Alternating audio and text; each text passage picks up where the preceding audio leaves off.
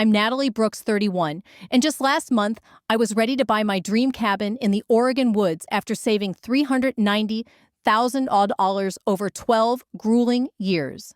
I juggled 3 jobs, lived in a studio with no heat-skipped vacations, and sacrificed nearly every comfort. Then I found out my parents had wiped out my savings. When I confronted them, my dad leaned back in his recliner, smirking, and said, "Thank you for your blind trust. That money just secured your brother's future." I laughed. Not out of amusement, out of disbelief. Let me explain why. And if you've ever been betrayed by the people meant to protect you, drop a comment letting me know where you're watching from. And don't forget to subscribe. This one's a ride. I grew up in Salem, Oregon in the late 1990s, the daughter of Brenda and Carl Brooks. Our home looked cozy from the outside, nestled in a leafy neighborhood. But inside, everything was under lockdown, especially my life. Brenda ran a real estate office like a general and parented the same way. She tracked my every move with spreadsheets and reminders. What I wore, who I talked to, even how often I washed my hair, everything was up for scrutiny. Carl was a tax consultant, stern and meticulous. Money wasn't something he believed children should concern themselves with. Anytime I asked about my allowance, he'd wave me off and jot notes into his leather-bound ledger. Their iron grip loosened considerably when it came to my younger brother, Derek. 3 years my junior, Derek practically lived like a guest at a resort. His room was a fortress of flat screens and high-end gadgets. If he flunked a class, they blamed the teacher. When he dented Mom's SUV at 16, they upgraded it to a new Jeep. Boys are a handful. Mom would sigh with a smile. Meanwhile, I once got grounded for missing a chore reminder on the fridge. By 15, I was done waiting for fairness. I got a job at a bookstore downtown and hid cash inside old hollow encyclopedias. At 17, I paid for my first semester at a local tech college.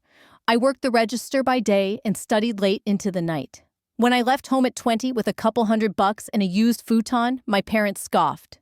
"You'll be crawling back before winter," Dad said. But I didn't. I thrived. I earned a scholarship to Oregon Tech, graduated with honors in software engineering, and landed a job with a rising cybersecurity firm. My dream cabin was finally within reach, until I found out how my own parents hacked into my laptop and into the account that held my entire future, and that my friends was just the beginning. By 22, I'd landed an entry-level job at a modest cybersecurity firm in Eugene. By 25, I was leading a small team as a senior developer. I wasn't flashy, but I was focused. Every paycheck followed the same formula. 30% went straight into a high-yield savings account I'd opened quietly in my own name. I shared a duplex with 2 roommates, drove a hand-me-down Toyota from college, cooked most meals, and thrifted my wardrobe. Any windfall bonuses, tax returns, freelance gigs went untouched in savings. My spreadsheets became sacred, tracking income expenses, and my projected path to $400,000, the magic number I needed for a home and security cushion. My relationship with my parents during those years, cold but courteous. I showed up for Christmas and Thanksgiving, answered weekly calls, and deflected their subtle interrogations about my bank account. "I'm managing just fine," became my script. Then I met Leah, smart, grounded, and fiercely independent at a cybersecurity panel in Portland 3 years ago. From the moment we started talking, I felt seen. She didn't flinch at my frugality or ambition. She got it. After a year of hiking, shared playlists, and late-night debugging sessions, we moved into a modest apartment on the edge of town. Living together made everything easier and cheaper. It was Leah who nudged me to start house hunting 6 months ago, even though I was still $10,000 short. "You'll catch up by closing," she said matter-of-factly. "Besides, property prices aren't waiting for anyone." We spent weekend after weekend exploring listings, some charming, some horrifying, but each one sharpening our vision. 3 bedrooms, a home office, a kitchen with natural light, a small yard. No more than 40 minutes from both of our jobs. Then we saw it. A Craftsman tucked into a quiet cul-de-sac just west of Salem. $385,000. Original hardwood floors, a cozy study with built-in bookshelves, and a kitchen that opened to a sun-drenched backyard. "This could be it," Leah whispered as we toured it a second time. "The 3rd room is perfect for your office." And that backyard? It's waiting for your tomatoes and basil. For the first time in my life, I let myself imagine real permanence. A space of my own. A future that didn't revolve around earning my parents' approval. So when they scoffed during Sunday's call, Dad going on about property taxes and trapping myself, Mom chiming in that I was too young to settle, I kept the details vague. That's why I nearly dropped my fork at dinner the following week when Dad casually said, "The oak cabinets in that kitchen look custom-made." I froze. I never told them about the oak cabinets. "How did you know about that?" I asked slowly, my fork suspended mid-air. And that's when everything started unraveling. My dad blinked, caught off guard for just a second before smoothing his expression. "You probably mentioned it during our last call," he said lightly. But I hadn't. I knew exactly what I'd said and what I hadn't. Still, I brushed it off. Maybe Leah had mentioned something while I wasn't paying attention. Coincidence, I told myself. But that dinner should have been my first red flag. 3 days later, I was at work reviewing code when my phone buzzed with an alert I didn't recognize. New device login confirmed. My stomach flipped. I hadn't logged into my bank account all day. I quickly opened my secure browser and checked my account. The balance was untouched. No withdrawals, no transfers. Everything looked normal. Still, I didn't feel right about it. I called the bank.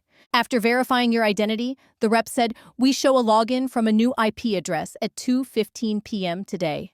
It's based in Oregon." My pulse quickened. "Should I be worried?" I asked. "Well, nothing looks out of place," she replied. "We can reset your credentials if you'd like." I changed my password and enabled extra authentication. I convinced myself it was nothing. Maybe I'd accidentally triggered something while checking my balance at work. But then it happened again. 2 days later, a new notification popped up this time. An email. Successful login from unrecognized device. My heart was pounding before I even clicked it. I called the bank again, and this time they routed me to a security specialist named Marcus. "Ms. Brooks?" he said after pulling up my file. "There have been multiple login attempts from unfamiliar devices. A few even queried how to set up wire transfers. Has any money been moved?" I asked, dreading the answer. "Not yet. But it's clear someone's planning something," Marcus said.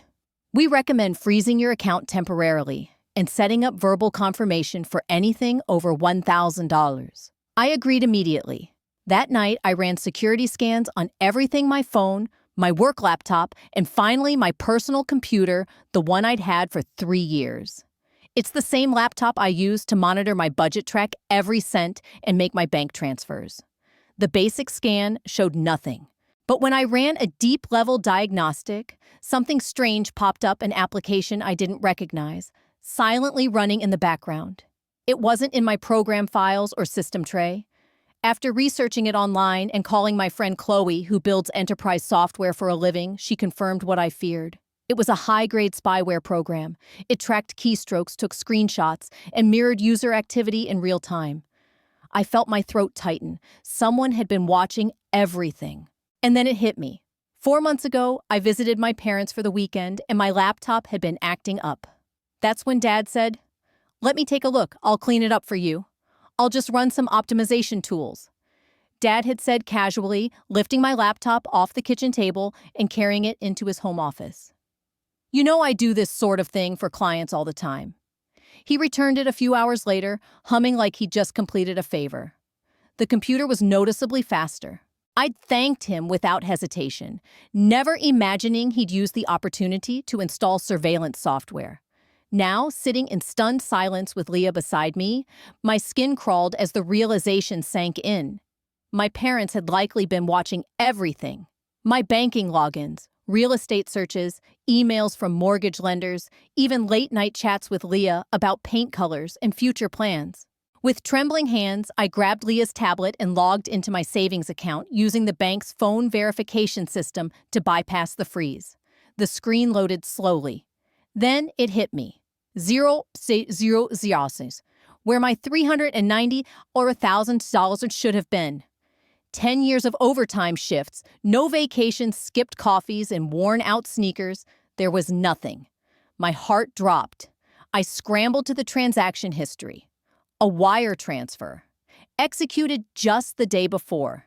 Every cent. Sent to an unfamiliar account number. The room tilted. I let out a noise I didn't recognize, a strangled mix between a sob and a gasp. Leah rushed over. "Natalie, what's wrong?" she asked, her hands gripping my shoulders. I could barely get the words out. "It's gone. All of it." She took the tablet from my lap, her face tightening as she scanned the page. "This has to be fraud," she said. "We'll call the bank right now. Wire transfers can sometimes be reversed if it's caught fast enough." But as I blinked through tears, something in the transfer details caught my eye. My breath hitched. The name listed on the receiving account, Carl Brooks. My father. I stared at it, not wanting to believe. But there it was, in black and white. "It's not fraud," I said quietly. "It's my parents." I grabbed my phone and immediately dialed Dad. No answer. Mom's phone went straight to voicemail. I tried again. And again. Texts, emails, every channel I could think of. Nothing. Leah sat beside me as I paced, arms crossed tightly, the silence growing heavier by the minute. By morning, I'd left 6 voicemails, sent over a dozen texts, and drafted 2 separate emails with the subject line, "Urgent, please respond." Still nothing. That numbness. It didn't last. It calcified into something stronger. Not just anger, but clarity. "I'm going over there," I said, grabbing my keys. Leah stood. "I'm coming with you." I shook my head. "I need to do this alone. But if I need backup, I'll call." And with that, I walked out the door. The 40-minute drive to my parents' home in Westland felt endless. My thoughts twisted in every direction, desperate for a rational explanation. Maybe it was a misunderstanding, a temporary hold, or some misguided attempt to invest it better. But the spyware told a different story. This wasn't protective. This was premeditated. Their neighborhood looked exactly as I remembered. Manicured lawns, wine chimes on porches, and little American flags waving in early spring sunshine. Everything in perfect order, just how Carl and Brenda liked it. I pulled into the driveway, behind Dad's pristine Lexus hands, gripping the wheel as I stared at the house. My childhood home. It looked warm, safe. But now I knew better. I walked up the brick path and rang the doorbell. I still had a key, but I didn't want to use it. Brenda opened the door, her eyebrows lifted in surprise, and then quickly lowered into that practiced calm she always wore when something was off. "Natalie," she said evenly, stepping aside. "This is unexpected. We usually do Sundays, not Tuesdays. Is Dad home?" I asked already, brushing past her. "In his study," she replied. "Is everything?" I didn't wait. I pushed open the office door, and there was Carl behind his desk looking up from his laptop. He removed his glasses like I'd just interrupted a conference call. "Natalie," he said with a polite smile. "What brings you by on a weekday?" I closed the door behind me, suddenly flooded with clarity. No trembling, no panic. "I know what you did," I said. He didn't flinch. "You'll have to be more specific." $390,000, I said flatly. "Transferred yesterday. From my savings account to yours. And the spyware installed when you cleaned up my laptop 4 months ago." There was a flicker, just a moment where something shifted in his eyes. Not guilt. More like surprise that I'd figured it out so fast. But it vanished. He gestured to the chair across from his desk. "Sit down, Natalie." I stayed standing. "Where's my money?"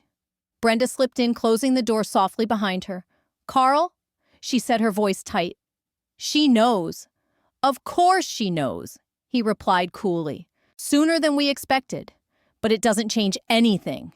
He turned to me. "The money is safe. We made a family decision about its best use." I stared at him. "A family decision. You took money I earned over a decade, without asking. That's not a decision. That's theft." "Don't be dramatic," Brenda snapped, folding her arms. "We're your parents. We know what's best for you." I took a breath. "Not anymore. You don't. We've always known what's best for you," my mother said, her voice clipped. "Even when you don't." I took a slow breath. "I'm 31 years old. I've built a career, a stable relationship, and until yesterday, I had a plan. A future. You had no right to interfere. Carl rose from behind the desk, still tall and commanding, though the years had added stiffness to his movements. We had every right, he said coolly. You were about to lock all your liquid assets into an inflated housing market. It would have been a mistake, and we protected you from yourself. By stealing from me, I said, my voice cracking, despite my resolve. He didn't even blink. By reallocating family resources where they'll do the most good. I stared at him. Your brother's been accepted into a top-tier MBA program, he continued, and he has a viable startup concept that needs seed capital. His success could support this family for decades. Right then, the front door clicked open, followed by the sound of footsteps. A moment later, Derek appeared in the study doorway, wearing a fleece pullover and a confused expression. What's going on? Nothing that concerns you? Brenda said quickly, stepping in front of him. Actually, I cut in, turning to face him. They just drained my savings. $390,000. 10 years of work gone. They gave it to you. Derek froze. What? No way. That can't be right. He looked between our parents. Tell me that's not true. Carl's face hardened. Natalie is being dramatic. We made a decision that benefits the family as a whole. Derek looked stunned. By stealing from her? It's not stealing, Brenda said sharply. It's protecting her. She was going to throw it all away on a house she doesn't even need at her age. Your future is more promising, Carl added. It's an investment in something with real return. Derek took a step back, horrified. I never asked for her money. I would have never wanted this. Carl waved him off. You'll understand when you're older. Sometimes parents have to make difficult choices. Then he turned back to me, eyes cold and condescending. Thanks for your naivety. Your money has now secured your brother's bright future. And to everyone's surprise, including my own, I started laughing. Deep, unrestrained laughter that bent me forward at the waist. Brenda's expression flickered with unease. Natalie? Are you okay? I straightened, slowly wiping tears from my eyes. I'm more than okay, I said, voice calm and steady now. You just made the biggest mistake of your lives. I'm fantastic, I said, my voice calm and deliberate, because you didn't get what you think you got. Carl's brow creased. What are you talking about? You think you took everything, but you didn't. I paused, savoring the shift in energy. You see, the account you drained only had $39,000 in it. That's impossible, he said, his voice suddenly tight. You had $390,000. We monitored your main account. There were no large transfers, no digital ones. I replied, smiling. Last week, after I got pre-approved for a mortgage, I went to the bank in person and had $351 physically transferred to a new account at a different bank. No online trail. No alert to trigger. Just a banker, a paper form, and a locked account. Brenda slumped into the nearest chair. You're lying, she said, though her voice lacked conviction. Call the bank, I said coolly. But I wouldn't recommend drawing any more attention to what you've done. Derek stepped closer beside me, his arms crossed. I want nothing to do with this, he said firmly. Whatever they took from you, Nat, I don't want it. I'll help you fight this. Carl's face darkened with fury. Ungrateful. Both of you. After everything we've done for this family. What you've done, I said, my voice firm, is commit fraud. You installed spyware on my computer. You used my private information to access my account without permission. That's not love. That's a crime. You wouldn't go to the police. Brenda said, though, there was a nervous tremor in her voice now. Watch me, I replied. I walked to the door, then turned back one last time. You have 24 hours to return the $39,000. After that, I'm going to the police with everything. Derek followed me out, and as we stepped into the sunlight, I felt lighter than I had in years. A part of me I didn't know was burdened, had finally been freed. 24 hours passed. No messages, no transfers, nothing. So the next morning, I filed a report at the Salem Police Department. Detective Kimberly Walsh took my statement. As I laid out the evidence bank documents, screenshots, spyware logs, her expression turned grim. Unfortunately, we see this more often than you'd think, she said. Family financial exploitation isn't rare, but your parents' method? That's unusually calculated. She explained the case would be investigated, but recommended I also seek legal counsel for a civil case to recover the funds faster. That same week, I was referred to Sarah Williams, a seasoned attorney in Portland who had handled several cases of parental financial abuse. "I'll take it from here," she said confidently. And just like that, I knew I wasn't alone anymore. Sarah's office in downtown Portland was modest, but polished glass desk-framed certifications and quiet confidence in every corner. She listened carefully as I recounted everything, from the spyware to the wire transfer. "First things first," she said when I finished. "We'll file for an emergency injunction to freeze the funds before they try to move or spend them. Then we'll move forward with a civil claim for recovery and damages and coordinate with the police on potential criminal charges." She moved fast. By the end of the week, the judge had signed off on the emergency order. My parents' accounts, the ones that received my money, were frozen. The official complaint included theft, fraud, unauthorized computer access, and invasion of privacy. Their response came fast and just as expected. Carl and Brenda retained Bradford Montgomery, one of Portland's priciest attorneys known for protecting wealthy clients in complicated cases. Their defense, a carefully worded blend of denial and deflection. They claimed they acted from parental concern and informal fiduciary responsibility. But what shocked me was the countersuit. They alleged I had borrowed money from them during my early 20s, and that the $39,000 was a repayment of informal familial debt. According to them, there was a verbal agreement. Sarah slid the filing across the table. My jaw clenched. "This is a lie," I said. "I haven't taken a cent from them since I left home at 19. If anything, I've been the one helping them when things got tight." "I believe you," Sarah said, steady, "but we'll need proof. Bank statements, tax filings, emails, testimony. Anything that shows your financial independence." As the case unfolded, it began attracting outside attention. A local news segment ran a piece on digital privacy violations in family dynamics, never naming names, but clearly describing our situation. Soon, my inbox overflowed. Friends offered support. Some relatives reached out in stunned disbelief. And then there were messages like the one from my mom's sister, Aunt Lauren, who had always seemed like the reasonable one. "Family matters should stay in the family," she wrote. "Dragging them into court won't bring you peace, just more division. Is that what you want?" I stared at that message for a long time. What I wanted, I realized, was something Aunt Lauren couldn't see: accountability. My entire life, Carl and Brenda had rewritten history to suit their version of truth. I wanted the truth to stand on its own for once. Leah was my rock through all of it. She took time off work to attend every meeting with Sarah, organized evidence files, and held me every time the pressure cracked through my voice. "You're not a bad daughter," she whispered one night. "You're just finally free." And to my surprise, Derek stood with me too quietly, but firmly. Despite the pressure Carl and Brenda tried to exert through guilt, silence, and carefully worded emails, Derek stood firm. He submitted a signed statement confirming he had never requested or wanted a single dollar from my account. More than that, he detailed the long-standing pattern of favoritism and control he'd witnessed since childhood. "I've always felt guilty about how differently they treated us," he admitted during a lunch meeting with me and Sarah. "But I never imagined they'd take it this far. I'm sorry I didn't speak up sooner." His support meant everything. The hardest part of the legal process, though, was the deposition.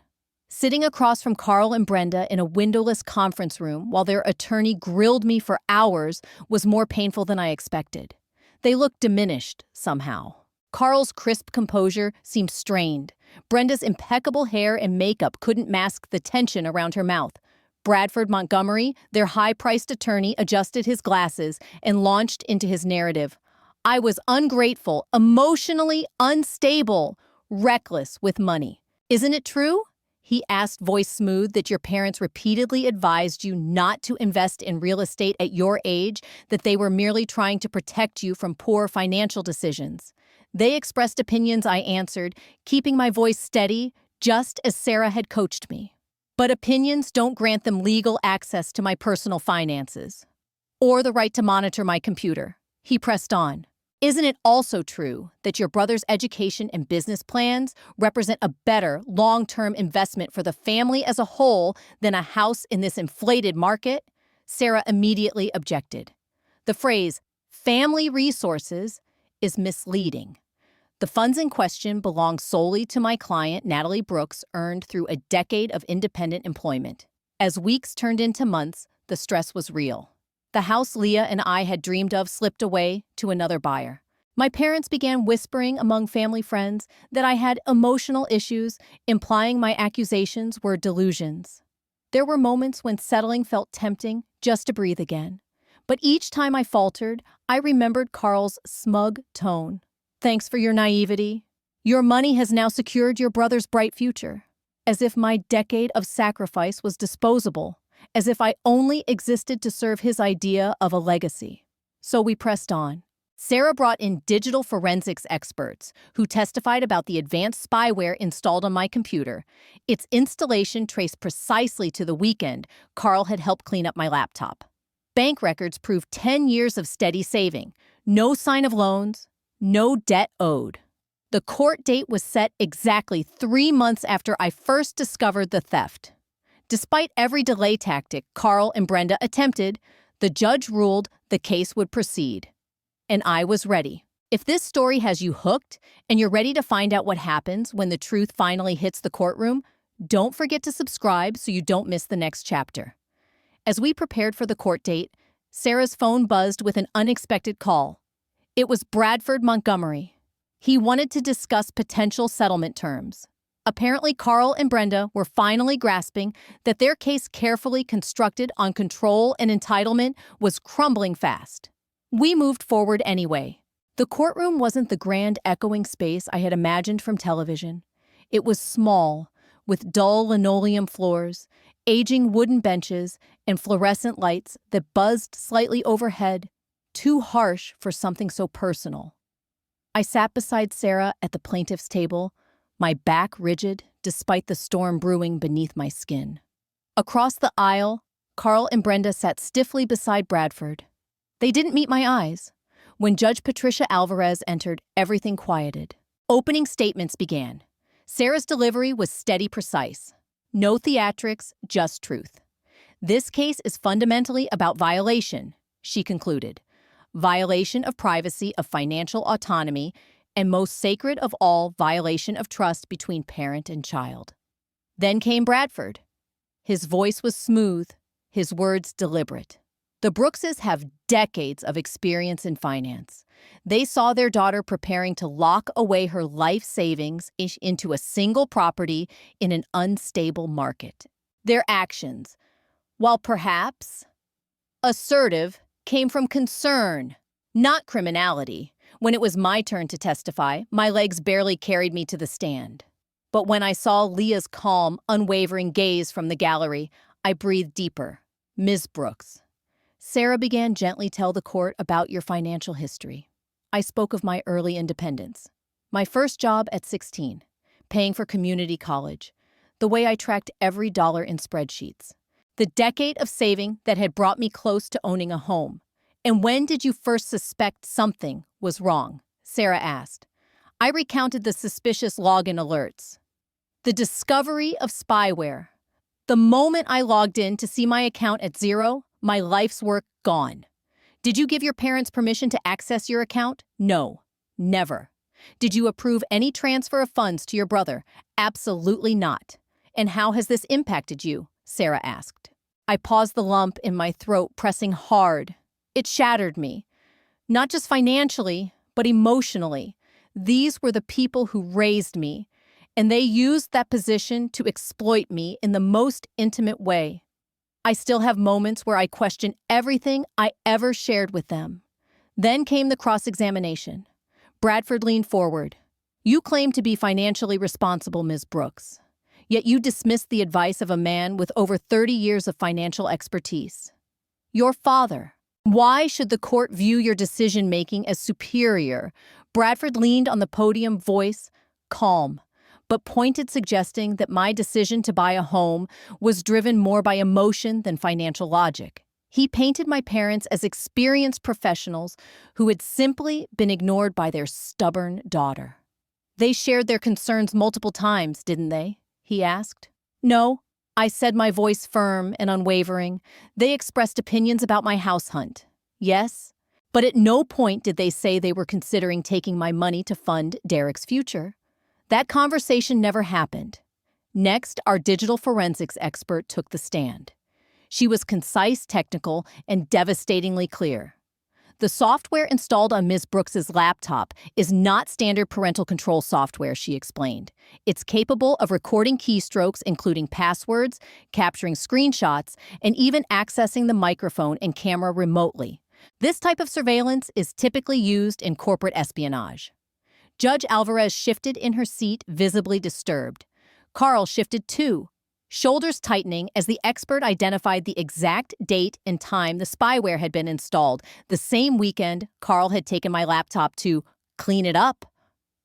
Then came testimony from my bank manager, who confirmed I had visited the branch in person. She was concerned someone might be monitoring her online activity, he stated.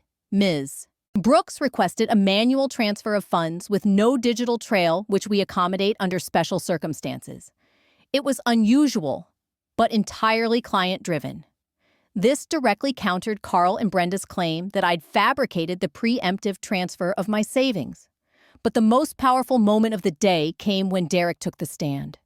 I've always been treated differently from Natalie, he said, his voice steady, echoing through the silent courtroom. I got more freedom, more trust, more everything, because I was their son. He looked directly at Carl and Brenda. When I found out they'd taken Natalie's savings for my benefit, I was horrified, but not surprised. It's part of a pattern. They've controlled her for years. Then he dropped a bombshell I hadn't seen coming. After Natalie confronted them, they offered me $50,000 immediately to start my business. They said it was my portion of a family investment. When I refused and told them I would testify if needed, they threatened to pull my tuition support entirely. Gasps rippled through the courtroom. I swallowed hard, stunned by the weight of his words. Sarah leaned over and whispered, "That just shifted the case."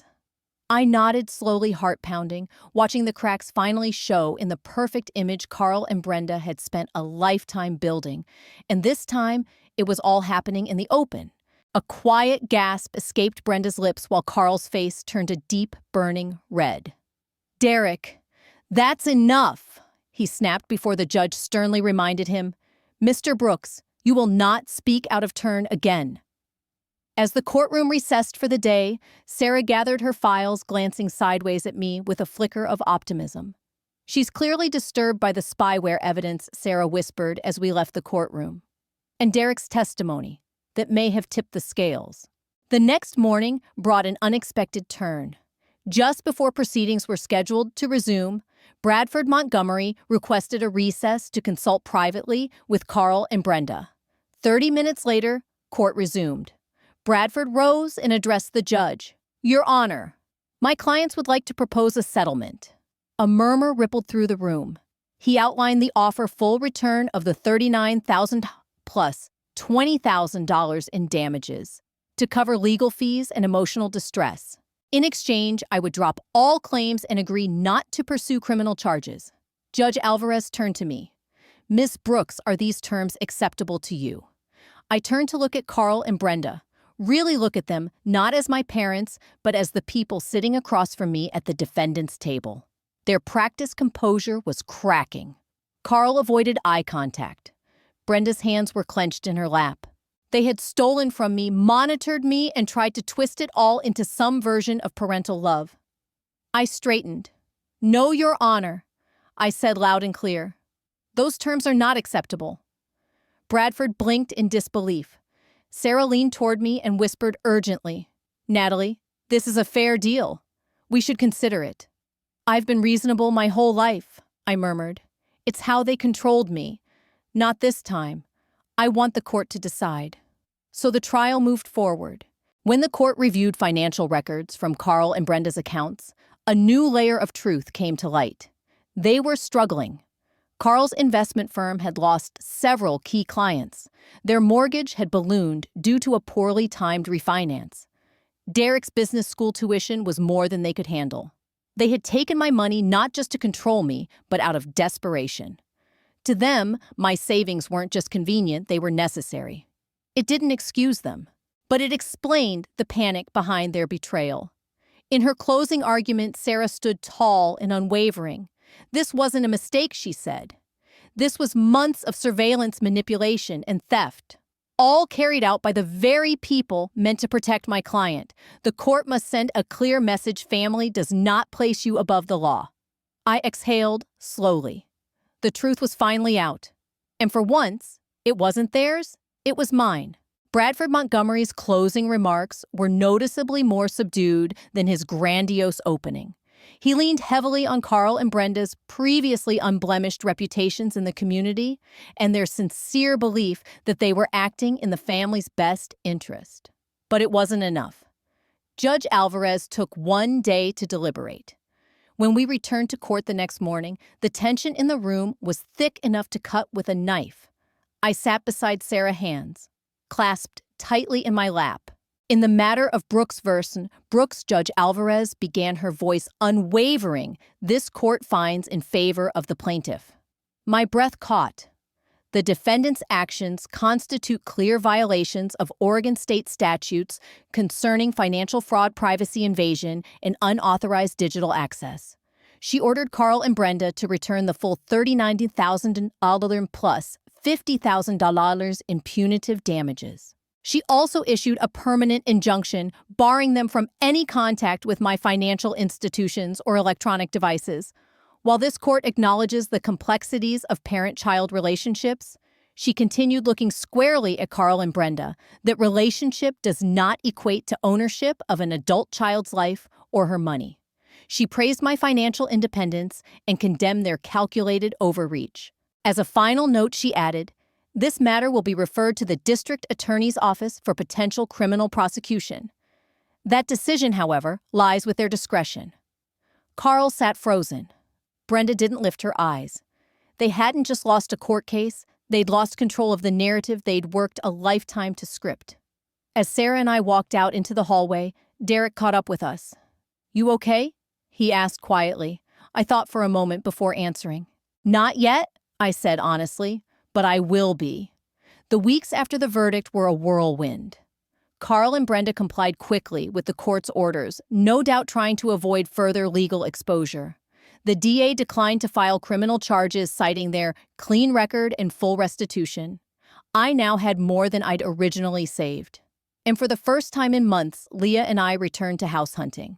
One Saturday morning, she sat beside me in bed, tablet in hand. "What about this one?" she asked, showing me a listing: 4 bedrooms, a renovated kitchen, a wraparound porch, and a mature garden. 10 minutes farther out than we'd planned, but still perfect. The asking price was within our new budget. "It's beautiful," I said, smiling for real this time. "Let's go see it today." 2 weeks later, our offer was accepted. And as I signed the final paperwork at closing, I felt something I hadn't in a long time. Peace. The kind you build for yourself on your own terms. Despite everything, the betrayal, the legal battle, the media attention, I had achieved what I'd spent a decade working toward. Congratulations. Homeowners, the real estate agent beamed, handing us the keys with a cheerful flourish. That night, Leah and I sat cross-legged on the hardwood floor of our new living room. A single floor lamp from our apartment cast warm shadows as we shared Thai takeout and champagne, straight from mismatched glasses. To new beginnings, Leah toasted, raising her glass. And to hard lessons learned, I added, clinking mine gently against hers. The emotional aftermath of the court case turned out to be more complicated than the practical logistics. I established clear, firm boundaries with Carl and Brenda. No surprise visits, no discussion of money, and certainly no access to anything related to my digital life or property. We only spoke during carefully managed encounters, at extended family events, occasions I still attended to maintain my relationship with Derek. He had moved out of their house just after the ruling, settling into a modest apartment near his university. He visited one weekend with pizza and paint rollers, ready to help us repaint the living room. "It's harder this way," he admitted, glancing around the half-finished space, "but it feels honest, like I'm finally building something that's mine, not borrowed." I smiled. "I know exactly what you mean." Carl and Brenda made several attempts at reconciliation, but each one revealed just how little they'd changed. My mother sent a lavish housewarming gift, an expensive espresso machine, with a note. "We hope you'll agree everything worked out for the best after all." My father called on my birthday with what he called a brilliant investment idea, insisting I should put my settlement money into one of his firm's new client portfolios. Each time I responded calmly, clearly, and without emotion. I wasn't angry anymore. I was done trying to be understood. Their version of events would never match mine. "They still don't get it," I told Dr. Andrea Reeves, my therapist, during one of our weekly sessions. I'd started seeing her after the trial, knowing that a legal victory didn't equal emotional closure. They see the outcome, the house, the check, but they don't grasp what they actually destroyed. Trust, Dr. Reeves nodded. Once broken is difficult to rebuild, especially when those who broke it refuse to acknowledge the damage. Your healing has to stand apart from their recognition. That truth was the hardest to accept. I might never get the apology I deserved, but I no longer needed it. Leah and I filled our home with warmth and intention colors that made us smile. Secondhand, finds we restored by hand, new traditions that belonged only to us. It wasn't just a house. It was a life we built together on our terms. The professional consequences of the case surprised me. I had braced for whispers, awkward questions, maybe even missed opportunities, but the opposite happened. Instead of being viewed with pity or suspicion, my story resonated, especially among young professionals who quietly dealt with complicated family financial entanglements. 6 months after the trial, I attended a cybersecurity conference in Portland.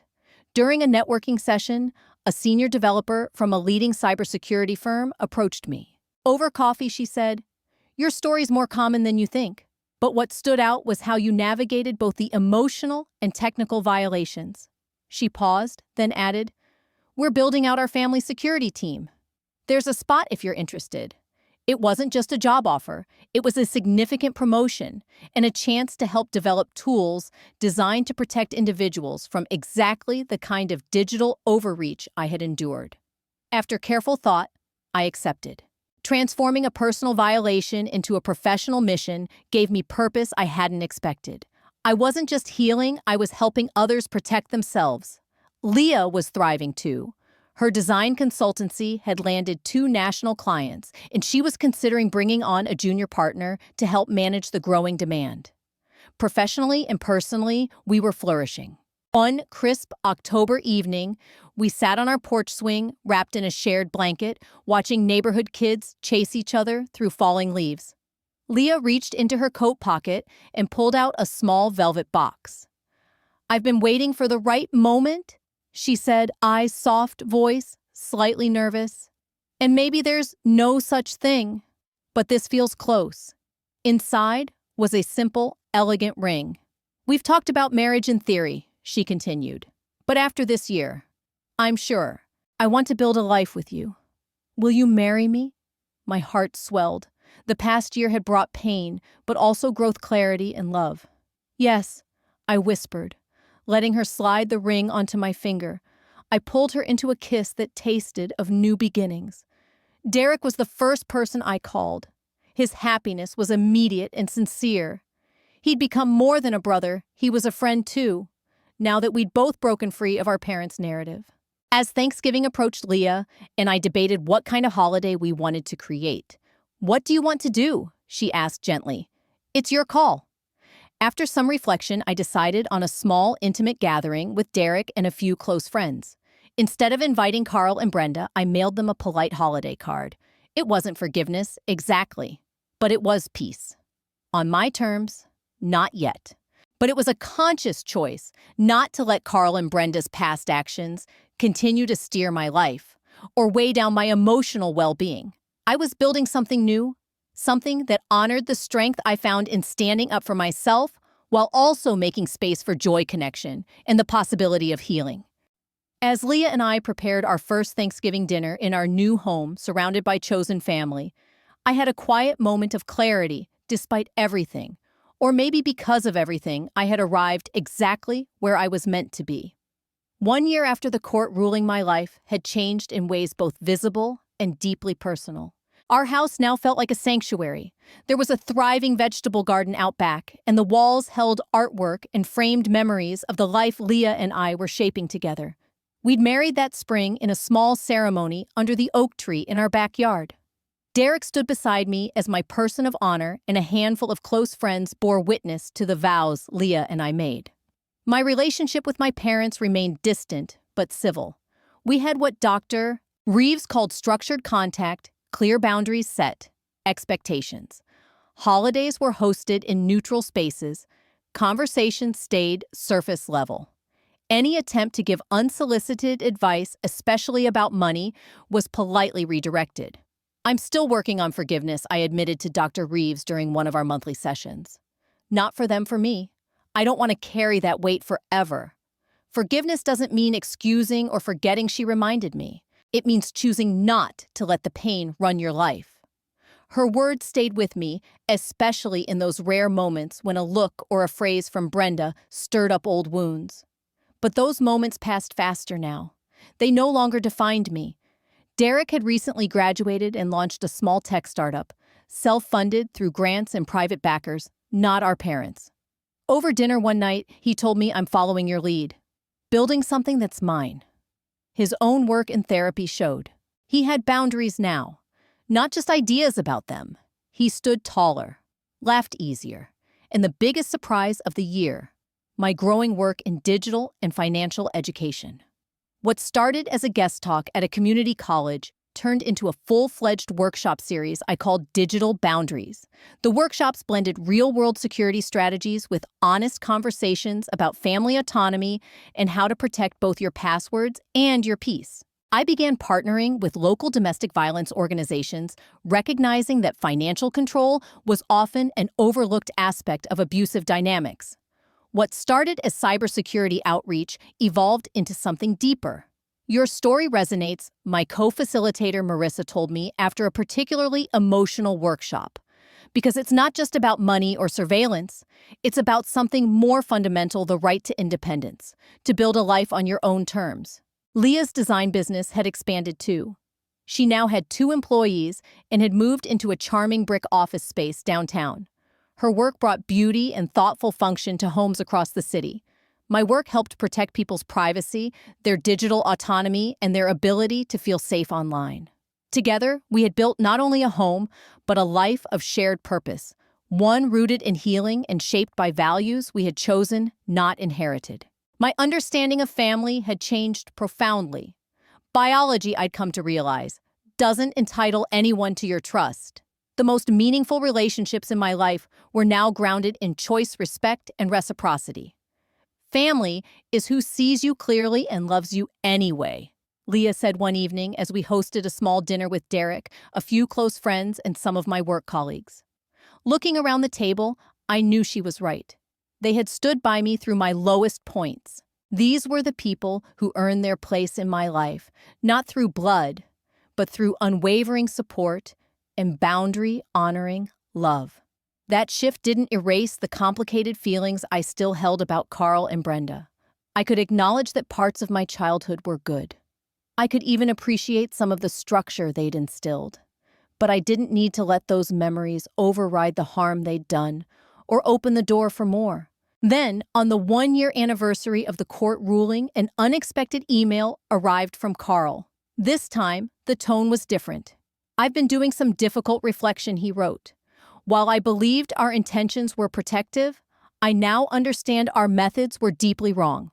What we did violating your privacy and taking your money was inexcusable. I don't expect this to change things. But after a year in therapy, I felt it was time to take responsibility." I read the email more than once, shared it with Leah, discussed it with Dr. Reeves. It wasn't reconciliation. It wasn't closure, but it was something I'd never received from him before: accountability. I wrote back a simple message. Thank you for acknowledging it. Nothing more. Real healing, I'd learned, takes more than one honest moment. It takes time, consistency, and respect.